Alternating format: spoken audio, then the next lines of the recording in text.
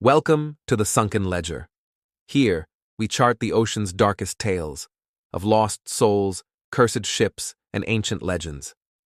Tonight, we drift back to the early summer of 1904 to the shores of New York City and the chilling story of the General Slocum. It was the morning of June 15th, 1904, a day meant for celebration and laughter. The General Slocum, a grand excursion steamer built to ferry hundreds of passengers, was to carry the parishioners of St. Mark's Evangelical Lutheran Church on their annual picnic. Over 1,300 souls crowded aboard, families, children, elders, eager for a day away from the city's crowded streets. The Slocum was a proud vessel, built in 1891. Her white paddle wheels churned the waters of the East River, carrying church groups and holidaymakers on cheerful excursions. She had seen many such outings in her years, always a day of music and laughter. But that morning, as she pulled away from the dock at Manhattan's East 3rd Street, there were dark omens stirring in the summer air. The ship steamed north along the East River, her decks alive with music and the joyful cries of children. Mothers unpacked baskets of food, children waved to the passing shoreline, and the band played lively tunes. But below deck, near the bow of the ship, an ember was smoldering in a barrel of straw. Within minutes, flames leapt to life, hungry, flickering tongues that crackled and hissed as they found fresh fuel. The alarm was sounded, but panic quickly overtook the revelry.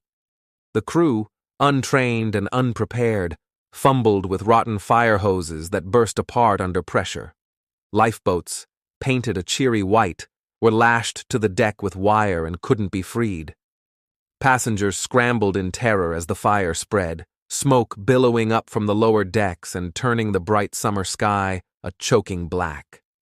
Captain William Van Schaik held his post at the wheel, but instead of turning the Slocum to the shore, he steered her into the wind, fanning the flames higher, driving the inferno across the decks. The wooden superstructure of the steamer, varnished and dry, burned like a torch, the heat so intense it blistered skin and forced passengers to leap overboard into the swirling current of the river. Many couldn't swim. Women clutched babies in their arms as they jumped, only to be pulled under by the weight of their clothes. Children, screaming in terror, disappeared beneath the murky water as the burning ship drifted on. The Slocum finally grounded on North Brother Island, but by then, the disaster was complete. In just minutes, over 1,000 lives were lost. Mothers, fathers, children, all gone to the flames or the dark waters of the East River. The survivors stood weeping on the shore, watching the skeleton of the once proud steamer smolder and sink into the Black River. When rescuers finally boarded her charred remains, they found bodies huddled together in corners, children still holding hands, their faces frozen in horror. The river itself seemed to mourn that day, carrying away the laughter and joy that had filled the morning and leaving only silence and smoke. The aftermath was a city in shock. Funerals stretched on for weeks, the air filled with the tolling of church bells and the black crepe of mourning. Entire neighborhoods of German immigrants, whole families, had vanished in a single, terrible morning. In the cold, indifferent waters of the East River, the Slocum's broken bones lay as a grim monument to the lives lost. Captain Van Schaik was later tried and convicted for his role in the tragedy. He had steered into the wind, they said, and failed to ensure safety equipment was in working order. He would serve years in prison, but no punishment could restore what was lost.